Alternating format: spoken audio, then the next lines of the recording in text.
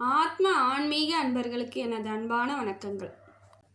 மிதுன ராசிக்காரர்களே, இனி வரக்கூடிய காலகட்டங்கள் எப்படி இருக்குன்னு சொல்லிட்டு பார்க்கலாம். உங்களுக்கு சிறப்பான காலமாக தாங்க இருக்குது. இனி வரக்கூடிய அத்தனை காலங்களுமே நல்லா தாங்க இருக்குது. நல்ல காலங்கள் தாங்க இருக்குது. இவ்வளவு நாள் பட்ட பாடுகளுக்கு அத்தனையும் இப்போ நற்பலனே கிடைக்க போகுதுங்க. உங்கள் வாழ்க்கையில் அனுபவிக்காத கஷ்டம்னு ஒன்றுமே கிடையாதுங்க. அத்தனை கஷ்டத்தையும் நீங்கள் அனுபவிச்சிட்டீங்க. பொருளாதாரமாக இருக்கட்டும், திருமண வாழ்க்கையாக இருக்கட்டும், பெற்றோர்கள்கிட்ட இருக்கட்டும், உற்றார் உறவினர்கள், நண்பர்கிட்ட எல்லார்கிட்டையுமே உங்களுக்கு நிறைய பிரச்சனைகளை நீங்கள் அனுபவிச்சுட்டு தான் வந்துட்டுருக்கீங்க. உங்களுக்கு பிடிக்காத ஒரு திருமண வாழ்வை தான் நீங்கள் ஆரம்பத்தில் பெரியவர்கள் சொன்னதுனால நீங்கள் திருமணம் பண்ணிக்கிட்டீங்க, வேறு வழி இல்லாமல். ஏன்னா உங்களுக்கான வாழ்க்கையே உங்களால் தேடிக்க முடியல. காரணம் என்னென்னா, நீங்கள் பெரியவர்களுக்கு கட்டுப்பட்டு இருந்தீங்க. எப்பயுமே மிதுன ராசிக்காரர்கள் பெரியவர்களுக்கு அவ்வளவு மரியாதை கொடுக்குறவங்க. சும்மா வாய்க்கோ இல்லை மனசுக்கோ சொல்கிறவங்க கிடையாது. உண்மையாலுமே உறுதியாகவே அவங்க பெரியவங்க ஏதாவது ஒன்று சொல்லிட்டாங்கன்னா அதை அப்படியே அந்த தலைமையில தூக்கி வச்சுக்கிட்டு அதை அந்த காரியத்தை முடிக்கிற வரைக்கும் அவங்க தூங்க கூட மாட்டாங்க. அப்படிப்பட்டவர்கள் ஒரு பெண்ணையோ ஒரு ஆணையோ திருமணம் பண்ணிக்கோன்னு சொல்லும் பொழுது அவங்க வேறு வழி இல்லாமல் அதை திருமணம் பண்ணிக்கிட்டாலும் அதற்கப்புறம் அதற்குள்ளே நல்லபடியாக வாழந்தான் அவங்க நினச்சிருப்பாங்க. இருந்தாலும் அவங்க மனசுக்குள்ளே ஒரு சின்ன ஒரு கவலையிலே தான் இருந்திருப்பாங்க. இருந்தாலும் புரிஞ்சுக்கிட்டு வாழறவங்க நிறைய பேர் நல்ல வாழ்க்கையே வாழ்ந்துட்டாங்க. மிதுன ராசிக்காரர்களோட குடும்ப வாழ்க்கை நல்லபடியாகவே இருந்திருக்குங்க. இன்னும் ஒரு சிலவங்க புரிஞ்சிக்காமையோ இல்லை 2 பேருக்குள்ளே ஒரு அண்டர்ஸ்டாண்டிங் இல்லாதனாலே தாங்க பிரிவுன்னு ஏற்படுது. மிதுன ராசிக்காரர்களுக்கு சொந்தக்காரங்களாலே நிறைய தொல்லை வந்திருக்குதுங்க. அவங்க எப்படின்னா, இவங்க எல்லாத்தையும் சொல்கிற பேச்சு கேட்குறாங்க, இவங்க எப்படி நம்ம எது சொன்னாலும் கேட்பாங்கன்ட்டு அவங்க அதை பயன்படுத்திக்கிட்டு இவங்களுக்கு பிரச்சனையாக தாங்க போயிருக்கும். இவங்கள ஒரு அடிமை மாதிரி ஒரு வேலை வாங்குறதுக்கு யாராலையும் முடியாது. அந்த சொந்தக்காரங்க அப்படி செய்வாங்க. இவங்க எந்த வேலை சொன்னாலும் செய்வாங்கன்னும் பொழுது அவங்க அவ்வளவு உறுதியாக எல்லா வேலையும் வாங்கிடுவாங்க. எவ்வளவு பெரிய வேலையாக கொடுத்தாலும் இவங்களும் முகம் சுளிக்காமல் செய்வாங்க. அந்த வேலையெல்லாம் செய்து முடித்த பிறகு இவங்களை நினச்சி கூட பார்க்க மாட்டாங்க. அவங்க வேலையை பார்த்துட்டு அவங்க போயிட்டே இருப்பாங்க. ஏன்னா அவங்களோட தேவைகளுக்காக மட்டுமே தாங்க இவங்க கூட அவங்க பழகுறாங்க. அதான் மிதுன ராசிக்காரர்களுடன் பழகுவது எதற்குன்னா, அவங்க தேவைகளை இவங்க சரியாக செய்து வைப்பார்கள் அப்படின்ற ஒரு நம்பிக்கையில் தான் என் வேலை முடியணும் அப்படின்ற எண்ணத்தில் தான் இவங்க மிதுன ராசிக்காரர்களுடன் ஒட்டி கொண்டு உறவாடுறவங்க அத்தனை பேர் அப்படி தாங்க. நல்லவங்களாம் கிடையவே கிடையாதுங்க. உங்களை அவங்க நல்லா பயன்படுத்திக்கிட்டு கருவேப்பிலை கொத்தை தூக்கி கடாசுற மாதிரி கடாச்சிட்டு போயிட்டே இருப்பாங்க. மிதுன ராசிக்காரர்களுக்கு வரக்கூடிய காலங்கள் அத்தனையும் சிறப்பான பலனாக தாங்க இருக்குது. சனி பகவான் உங்களுக்கு நல்ல பலனை அருள போகிறாருங்க. அதே போல் குரு பகவானும் சரி, செவ்வாயும் சரி உங்களுக்கு நற்பலனையே தருதுங்க. சுக்கிரனால் மட்டும் சிறிது கொஞ்சம் பிரச்சனை வரும். இருந்தாலும் அது சிறிது காலம் மட்டும்தானே. அதனால் கொஞ்ச நாளைக்கு மட்டும் ஒரு மன உளைச்சல் ஏற்படுறது, காரியத்தடை ஏற்படுறது, சில விதமான ஒரு ப்ராப்ளம் இருந்துகிட்ருக்கும். இருந்தாலும் நீங்கள் அதுக்கு பயப்பட தேவையில்ல. அது சிறிது காலம். சுக்கிரன் பகவான் ரொம்ப காலம் எந்த பிரச்சனையும் கொடுத்துட்ருக்க மாட்டார். சும்மா கொஞ்ச நாள், அதாவது ஒரு மணிக்கணக்கில் தான் கொடுப்பார். அப்படி இருக்கும் பொழுது அதுக்கு நீங்கள் பயப்பட தேவையில்லை. அதையே நீங்கள் பிரச்சனை இல்லாமல் அதை சரி பண்ணிக்கிட்டு வந்துடலாம். புத்திசாலித்தனமாக இருந்தால் போதும். எதை ஒன்றையும் நம்மளால் சரி பண்ண முடியுன்ற எண்ணத்துக்கு வாங்க. மிதுன ராசிக்காரர்களுக்கு கொடுத்த பிரச்சனைகளை தாங்கின பிறகு இதெல்லாம் ஒரு பிரச்சனையே கிடையாதுன்ற இடத்துக்கு நீங்கள் வந்துடுவீங்க. இவ்வளவு நாள் அனுபவிச்சிட்டீங்க. கஷ்டம்னா கஷ்டம், அவ்வளவு கஷ்டம். பொருளாதார விரயம், உங்களுக்கு பொருளாதார விரயம் அதிகமாக ஏற்பட்டிருக்குங்க. கடன் தொல்லையால் அவஸ்தை தாங்க பட்டிருப்பீங்க. தசா புத்தி, அதாவது மிதுன ராசிக்காரர்களோட சுய ஜாதகத்தில் தசா புத்தி மட்டும் சரியாக இல்லைன்னா இன்னும் பெரிய பெரிய பிரச்சனைகளை கூட சந்திச்சிருப்பாங்க. மிதுன ராசிக்காரர்களுக்கு அவ்வளவு பெரிய தொல்லை கொடுக்கக்கூடியவர்கள் தாங்க உங்களை சுற்றி இருக்கிறவங்க. நல்லது நினச்சிருந்தா தானே உங்களுக்கு நல்லது நடக்கிறதுக்கு. எங்கே இங்கே முன்னேறிடுவீங்களோ அவங்களுக்கு உங்களை பிரியவே கூடாதுன்னு தாங்க நினைக்கிறாங்க. உங்களை விட்டு விலகிறதுக்கே அவங்க ரெடியாக இல்லாததுக்கு காரணம் நீங்கள் ஒரு கொத்தடிமை மாதிரி உங்களை வச்சிருக்கணும் தான் அவங்க நினச்சிருக்காங்க. உங்களை நல்லா வேலை வாங்கிறதுக்கு, எந்த ஒரு வேலை சொன்னாலும் அதை சரியாக செய்யறதுக்கு உங்களால் மட்டும்தான் முடியும். நிறைய பேருக்கு பொருளாதார உதவியை நீங்கள் நிறைய பண்ணி கடங்கார ஆகிருப்பீங்க. தத்தளித்து நின்று இருப்பீங்க. சொல்லப்போனால் கொடுத்துருப்பீங்க. திருப்பி அவங்க கொடுப்பாங்கன்ற ஒரு நம்பிக்கையில் தான் கொடுத்துருப்பீங்க. நிச்சயமாக நீங்கள் போய் கேட்கும் பொழுது அவங்க வாங்கின மாதிரியே நடந்துக்க மாட்டாங்க.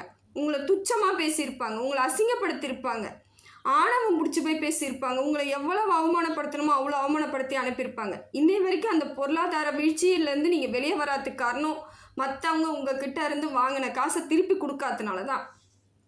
அதுமாதிரி ஜாமீன் கையெழுத்து போட்டு எத்தனை பேருக்கு வாங்கி கொடுத்துருக்காங்கன்னு தெரியலங்க இந்த மிதுன ராசிக்காரர்கள். ஏன்னா இவங்க அதை செய்யக்கூடிய ஆட்கள் தான். மற்றவங்க கஷ்டப்பட்டால் உடனே இவங்களுக்கு தாங்கிக்காது. நான் வாங்கி தரேன், என் கையில் இல்லை, ஆனால் நான் மற்றவங்ககிட்ட எப்படியாவது கேட்டு வாங்கி தரேன்ட்டு வாங்கி கொடுத்துருவாங்க. அவங்க பணத்தை திருப்பி தரப்போகிறவங்க கிடையாது. இவங்க தான் அதை சரி பண்ணணும்னு சொல்லிட்டு இவங்களோட பொருளாதாரம் இன்னும் வீழ்ச்சி அடைஞ்சிருக்கும். இவங்களோட வேலைக்கே கூட பிரச்சனை ஏற்பட்டிருக்கலாம். ஏதாவது நல்ல கம்பெனிலையோ இல்லை அரசு அலுவலகத்தில் வேலை செய்கிறவங்களுக்கே கூட இந்த பிரச்சனைகள் அதிகமாக ஏற்பட்டிருக்கலாம். ஏன்னா அவ்வளவையும் அவங்க செஞ்சுட்டு இவங்களை நினச்சி கூட பார்த்துருக்க மாட்டாங்க. அப்படியே போயிட்டே இருப்பாங்க. மறுபடியும் நீங்கள் இதே நல்ல நிலைமைக்கு வந்தாலும் திருப்பி அவங்க உங்ககிட்ட இதே மாதிரி தாங்க பண்ணுவாங்க. நீங்கள் தான் சுதாரிச்சுக்கணும், ஜாக்கிரதையாக இருக்கணும். ஒரு வாட்டி தாங்க ஒரு செயலுக்கு நம்ம கஷ்டப்பட முடியும். ஒவ்வொரு வாட்டியும் கஷ்டப்பட முடியாதுன்ற எண்ணத்துக்கு வாங்க. மனசை கொஞ்சம் தைரியமாக வச்சுக்கோங்க. இலகுன மனசாக ஏன் இருக்கிறீங்கன்னு எனக்கு தெரியல. பிரச்சனைன்னு அவங்க சொல்லும் பொழுதோ, அவங்க முகத்தை பார்க்கும் பொழுதோ, இல்லை அவங்க கண்ணில் தண்ணி வைக்கும் பொழுதோ நீங்கள் என்ன பண்ணிடுறீங்க? உங்கள் மனசை மாற்றிக்குவீங்க. சரி, எப்படியாவது இவங்களுக்கு ஏதாவது கொடுத்து இவங்களுக்கு நம்ம நல்லது பண்ணணும் அப்படின்ற எண்ணத்துக்கு நீங்கள் வரீங்க. அவங்க ஏமாத்துறாங்க. அவங்க என்னங்க உங்ககிட்ட மட்டும்தான் வாங்கணும்னு ஏதாவது இருக்குதா என்ன? அவங்களுக்கான வாழ்க்கையை அவங்க தாங்க தேடிக்கணும்.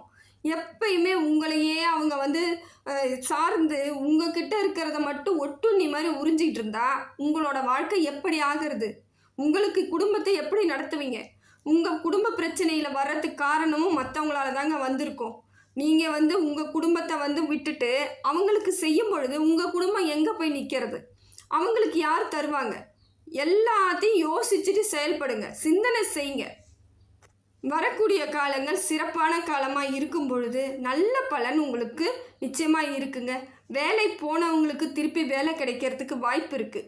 அதே மாதிரி பொருளாதாரம் இழந்தவங்களுக்கும் பொருளாதாரம் உங்களை சேருங்க. புதிய வேலை தேடிக்கிட்டு இருக்கிறவங்களுக்கும் உங்கள் படிப்புக்கு ஏற்ற வேலை நிச்சயமாக கிடைக்கும். இவ்வளவு நாள் ஏதோ கிடைச்ச வேலையெல்லாம் செஞ்சிட்ருப்பீங்க, பிடிக்காத வேலையெல்லாம் கூட செஞ்சுருப்பீங்க. இப்போ மாறத்துக்கான வாய்ப்பு இருக்குது, நல்லது நடக்குங்க. இடம் வாங்க போகிறேன், வீடு கட்ட போகிறேன், இல்லை இந்த வீட்டை விற்றுட்டு பெரிய வீடாக கட்ட போகிறேன்னு நினைக்கிறவங்க கொஞ்சம் உங்கள் சுய ஜாதகத்தை மட்டும் பார்த்துட்டு அதுக்கப்புறம் நீங்கள் எல்லாத்துலேயும் இறங்குங்க. எடுத்த உடனே எடுத்தேன் கவுத்தன் எதுவும் செய்யாதீங்க. பொறுமை ரொம்ப முக்கியங்க. குடும்பத்தில் பேசி ஆலோசனை பண்ணி அதுக்கப்புறம் எந்த வேலையாக இருந்தாலும் செய்யுங்க. நீங்கள் மட்டும் எதாவது பண்ணிவிட்டு அது தன்னாலேயே நடந்தாலும் உங்கள் குடும்பத்தில் இருக்கவங்க உங்களை தான் பழி போடுவாங்க. ஏற்கனவே அந்த நிலமையில தான் இருந்துகிட்ருக்கீங்க. மறுபடியும் அதை நீங்கள் ஏற்படுத்திக்காதீங்க. வாழ்க்கையில் சின்ன சின்ன பிரச்சனைகள் இருந்தால் அதை சரி பண்ணிடலாம். ஆனால் கையை மீறி போகும் பொழுது உங்களால் சரி பண்ணவே முடியாது. அவ்வளவு பிரச்சனையை கையை மீறி வச்சுருக்கிறீங்க. இவ்வளவு நாள் தலைக்கு மேலே போயிடுச்சுங்க. கடனாக இருக்கட்டும், உங்களுக்கு அவமானமாக இருக்கட்டும், உங்களை மதிக்கவே மாட்டாங்க. அவங்க மதிச்சே இருக்க மாட்டாங்க.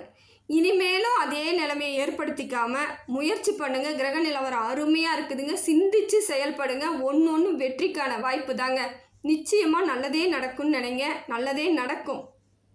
நீங்கள் செய்த நற்பலன்கள் அத்தனையும் இப்போ உங்களுக்கு நன்மையாக சேரப்போகுதுங்க. யாருக்கெல்லாம் பணத்தை கொடுத்து ஏமாந்தன்னு நினைக்கிறீங்களோ அவங்கெல்லாம் திருப்பி எடுத்துகிட்டு கொடுக்கக்கூடிய காலமும் வருதுங்க. நிச்சயமாக பூர்வீக சொத்துலேருந்து உங்களுக்கு தர வேண்டிய பங்கு நிச்சயமாக வந்துருங்க. அப்படி இல்லையா கேளுங்க. கேட்டிங்கன்னா கிடைக்கிறதுக்கான வாய்ப்புகள் அதிகமாக இருக்குது. ஆனால் நீங்கள் கேட்காம விட்டீங்கன்னா அவங்க தாங்க அதை எடுத்துக்குவாங்க. உங்களுக்கு கொடுக்கணுன்ற எண்ணம் அவங்களுக்கு நிச்சயமாக கிடையாதுங்க. உங்கள் கூட பிறந்தவங்களாக இருந்தாலும் சரி, உங்களோட குடும்பமாக இருந்தாலும் சரி, உங்களுக்கு உங்கள் பங்கை கொடுக்கணுன்ட்டு அவங்களுக்கு தோணாததுக்கு காரணம் என்னென்னா உங்களை அவங்க ஒரு ஆளாகவே மதித்தது கிடையாது. உங்களை அவங்க ஒரு ஆளாக நினச்சது கிடையாது. இதனால தாங்க நிறைய இடத்துல நீங்கள் அவமானத்தையே சந்திச்சிருப்பீங்க. குடும்பம் எப்போ நமக்கு ஒரு பலமாக இருக்குதோ அப்போ தாங்க நாம் தலை நிமிர்ந்து நிற்க முடியும். நமக்கு குடும்பம் சரியில்லாத பொழுது நாம் நிறைய இடத்துல அவமானங்களை சந்திச்சிருப்போங்க. உங்களுக்கு சரியான ஆட்கள் இருந்திருந்தால் மற்றவங்க உங்களை இவ்வளோ தூரம் கஷ்டப்படுத்தி விட்டுருக்க மாட்டாங்க இல்லைங்களா? இவங்கெல்லாம் குடும்பம் உங்களுக்கு சரியாக இல்லாதனால, கூட பிறந்தவங்க சரியாக இல்லாதனால தாங்க எல்லாம் இலக்காரமாக போயிடுச்சுங்க. அவங்களுக்கு உங்களை எப்படியாவது கீழே தள்ளி விட்டு உங்கள் மேலே ஏறி நிற்கணும் தான் நினைக்கிறாங்க. சுதாரிச்சுக்கோங்க. அவங்க எதுனாலும் நினச்சிட்டு போட்டோம், அது அவங்களோட குணம். ஆனால் நீங்கள் தைரியமாக இருந்து உங்கள் குடும்பத்தை தலை நிமிர்ந்து நிற்க வேண்டிய இடத்துல நீங்கள் இருக்கும் பொழுது நீங்கள் தாங்க அதை சரியாக செயல்படுத்தணும். மறுபடி தப்பு பண்ணிக்கிட்டே இருக்கக்கூடாது இல்லையா? இப்போ வரக்கூடிய காலங்கள் அருமையான காலங்கள். இந்த காலத்தை மட்டும் பயன்படுத்திக்கோங்க. உங்கள் வாழ்க்கையில் இழந்த அத்தனையுமே திருப்பி சேர்ந்துருங்க. எவ்வளவோ கஷ்டத்தை பார்த்துட்டீங்க. இப்போ நிதானத்தை முடிஞ்ச வரைக்கும் நிதானமாக செயல்படுத்திக்கிட்டு போங்க. வாழ்க்கை அமைப்பாக ஏற்படும், அமைதியாக இருக்கும், சந்தோஷம் சேரும், குடும்ப ஒற்றுமை ஏற்படும், கணவன் மனைவி ஒற்றுமை ஏற்படும். அதே போல் குழந்தை பாக்கியம் இல்லாதவர்களுக்கு நிச்சயமாக குழந்தை பாக்கியம் ஏற்படுங்க.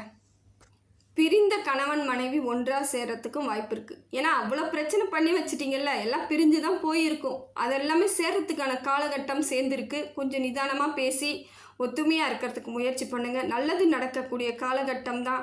குரு பகவான் உங்களுக்கு அத்தனை அற்புத பலனையும் கொடுக்குறாருங்க. செல்வ செழிப்போடு இருப்பீங்க. நீங்கள் எல்லா வளங்களும் எல்லா செல்வங்களும் எல்லா நேர்மறை ஆற்றலும் கிடைக்கணும்னு சொல்லிட்டு இறைவனிடம் பிரார்த்தனை பண்ணுறேங்க.